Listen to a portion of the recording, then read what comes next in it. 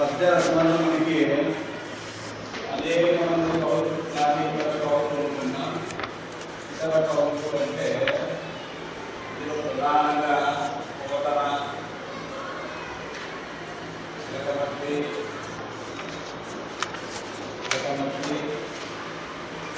గడియారం, వెంకటేశ్వర శాస్త్రి, ఇంకా శ్రీనాథుడు, తిక్కన శ్రీనాథుడు,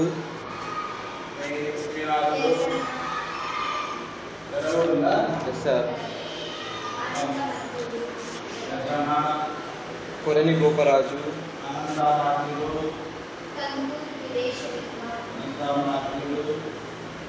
అలాగే అందుకూరి,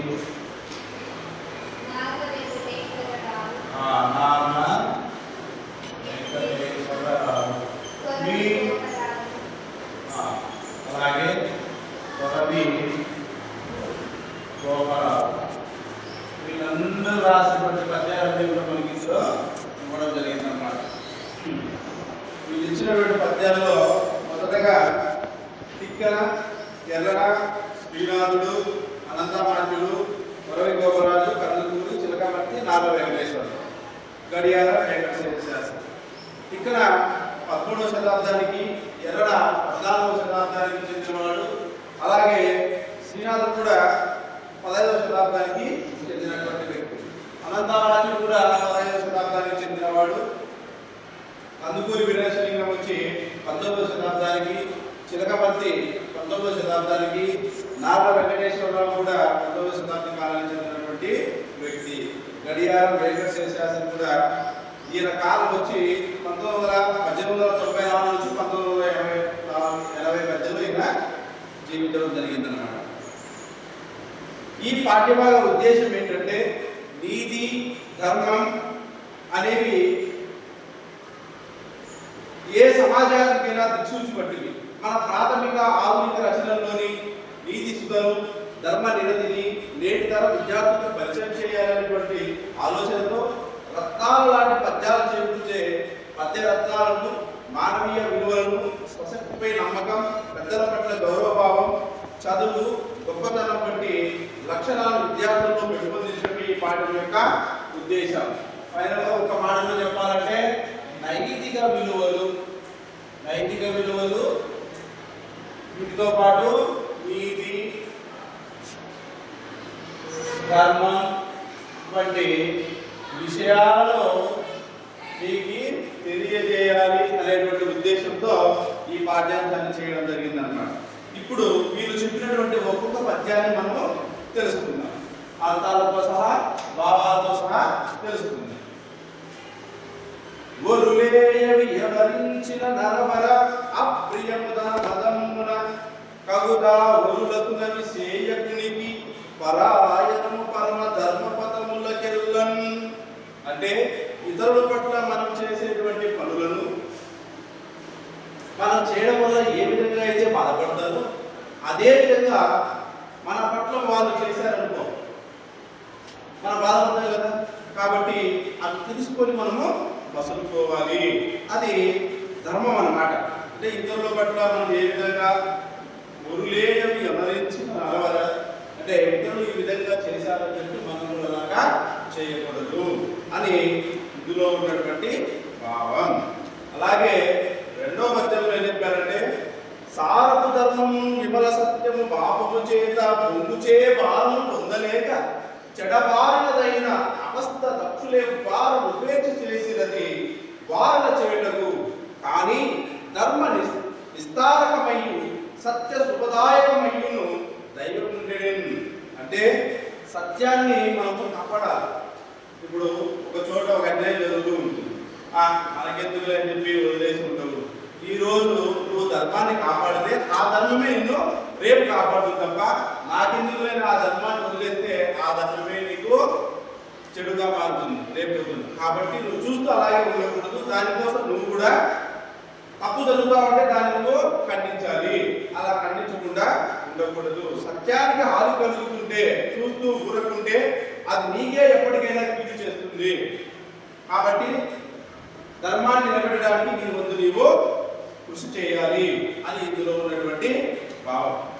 అలాగే భూతహితంబుగా పలుకు బొంకులు సత్య ఫలంబులిచ్చు తద్భూత భయాస్పదంబగు ప్రభూతము సత్యము బొంగునట్లు ప్రాణాతుడైనచో పరిణయంబునయందును పలుకు బొంకును సత్యాతిశయంబు ఎండ్రు మహితాత్మగా యుక్తి ధర్మ సూక్ష్మముల్.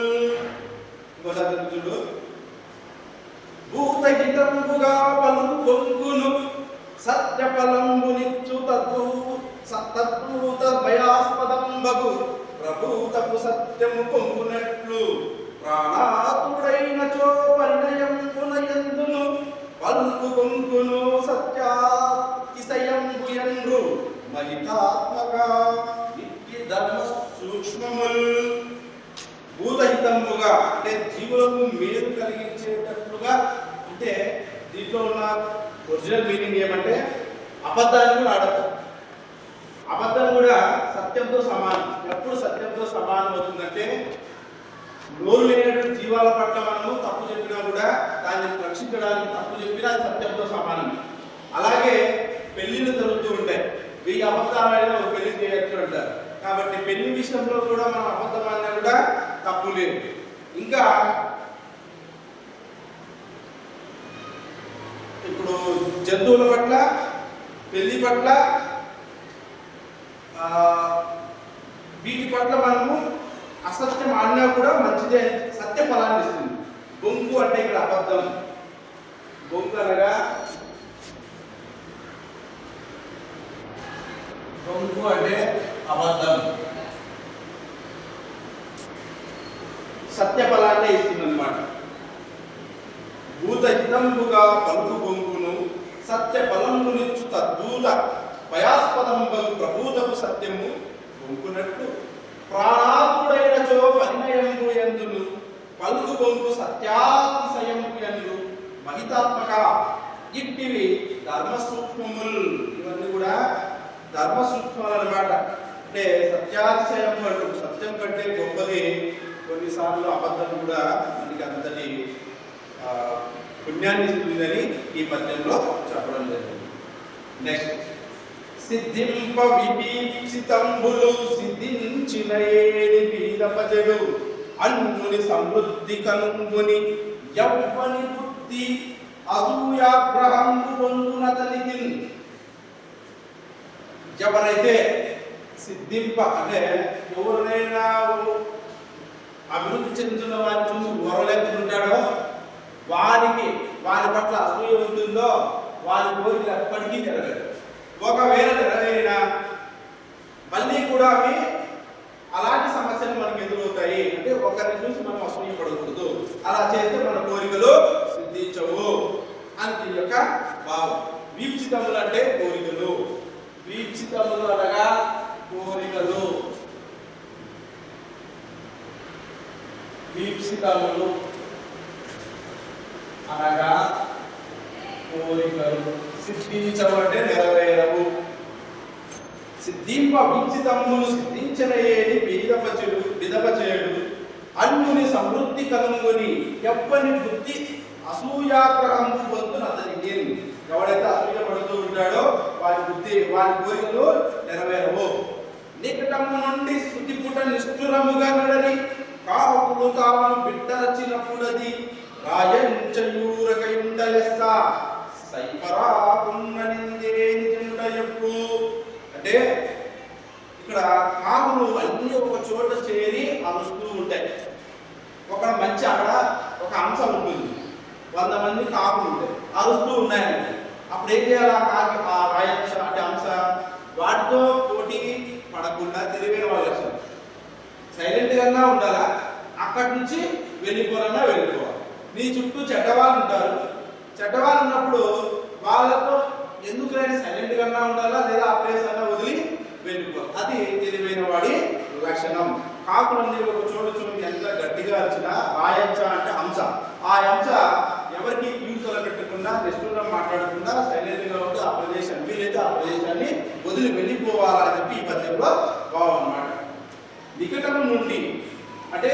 దగ్గర నుండి శృతిపుట నిష్ఠురముగా అడరి కాకులు దాము బిట్టు రచ్చినప్పుడు అంటే గట్టిగా అరుపుకున్నాయి అప్పుడు అది రాయించ ఊరకు ఉండటం లెస్స అంటే రాయించ అంశ ఊరగా ఉండడం మంచిది లెస్స అనగా మంచిది సైపరాకుండా నిందేది జనుట ఎక్కువ ఎక్కువ అన్నా కూడా మంచిది ఎక్కడికి వెళ్ళడం అలా నీకు నచ్చనప్పుడు ఇంకో ప్రదేశానికి వెళ్ళిపో అని ఈ పద్యంలో భావం ద్వారా చెప్పడం జరిగింది. నెక్స్ట్